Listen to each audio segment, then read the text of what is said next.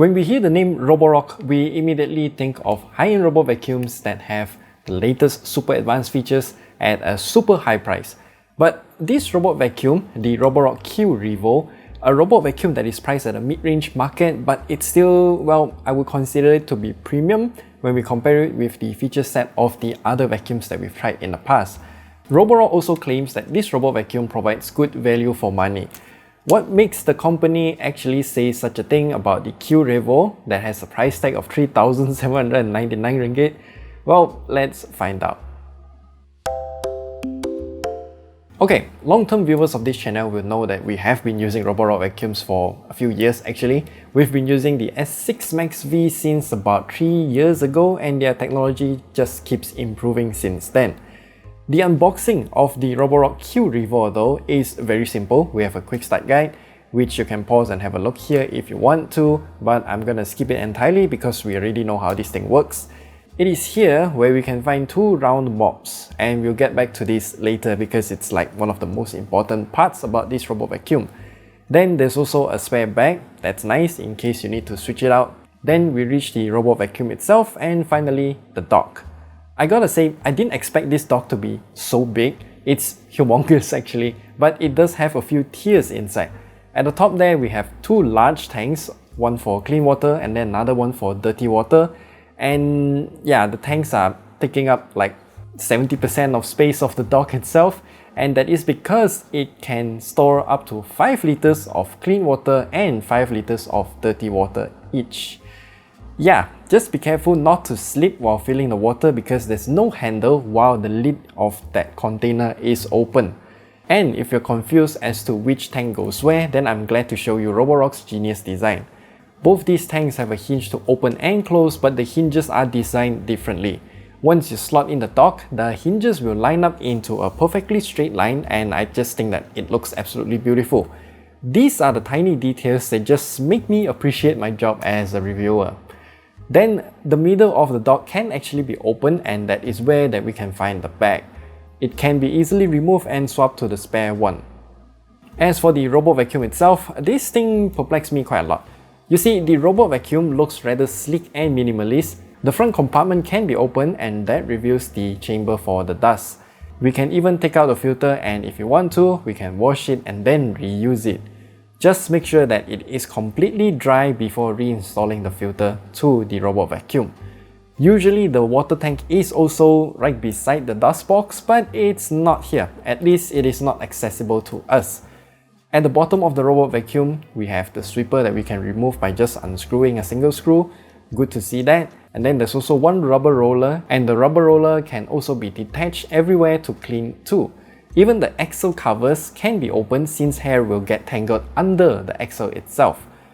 As for the mop, this seems to be magnetized and snaps into two hexagonal shapes, and in case you need to wash the mops separately, then you can actually remove them by just pulling them out. It's that simple. Since all of the parts here can be removed, they can be serviced and cleaned and even be replaced when needed, and they're not that expensive either. This is great in terms of longevity of the robot vacuum and to keep it running for as long as possible.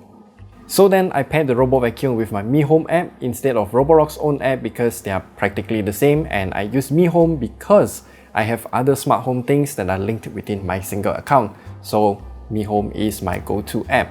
And then I need the robot vacuum to learn the map first, so I tapped the quick mapping button and it took about 5 minutes to map the entire area, and that is thanks to the LiDAR sensor at the top of this robot vacuum. It doesn't have to go every nook and cranny to know the floor plan, but it just gets it right at the first time. Now the features available here are pretty typical for Roborock standard. We can see where the robot vacuum is while it is cleaning, the battery status, and also look at the status of each of the consumable parts that we have mentioned earlier. We can also change the voice of the robot vacuum, and I have to mention this. This dude is called Xiao Shan. I don't really know how to pronounce his name, and he is the global ambassador for Roborock. His voice is also available for you to download and to be used on this robot vacuum as well.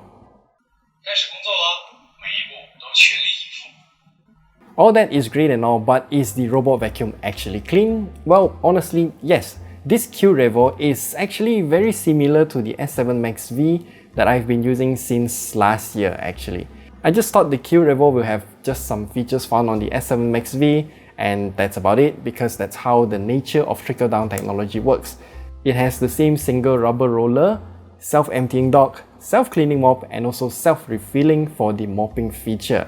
But the Q Revo does have its own set of exclusive innovations that are not found on other robot vacuums offered by the same company to this date. That dual spinning mop design is currently only found in the Q Revo, and it is clean, very clean. And I mean, it just scrubs the floor. It is even cleaner than the flagship S8 Pro Ultra, the new one, and the S7 Max V that I've been using downstairs with that Vibra-Rise feature. I mean, that Vibra-Rise feature is vibrating the dirt upwards from your hard floor, but this one with the dual spinning mops, it literally scrubs it. I think the Q Revo is just a lot cleaner than before. However, if you have carpeted floors, then I don't recommend the Q Revo. This robot vacuum is meant for hard floors, either wood or tiles or anything in between, or even concrete for that matter. And that is where the Q Revo's excellent mopping capabilities can shine. I mean, you can't really mop carpets or any sort of fluffy floors, right? By the way, the dock also has a heater built in to dry up the mop to prevent bacterial growth and also any other odor buildup. Even the S7 Max V Ultra's dock does not have this feature by default. It is actually sold separately. I also realized one more thing is that the maximum suction force with the highest water flow level selected, the Q Revo isn't actually that loud. This is just surprising to me actually.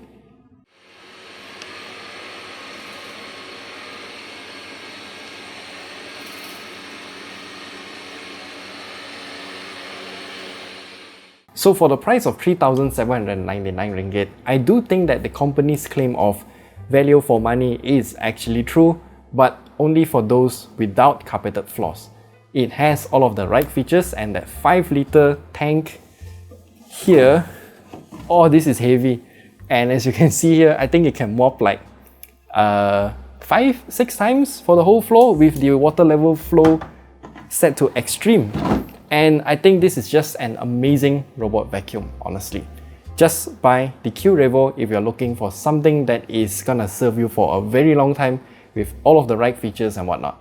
So if you have any questions regarding this robot vacuum or any other robot vacuums that you want us to check out, do leave them down in the comment section below, and I will see you guys in the next video.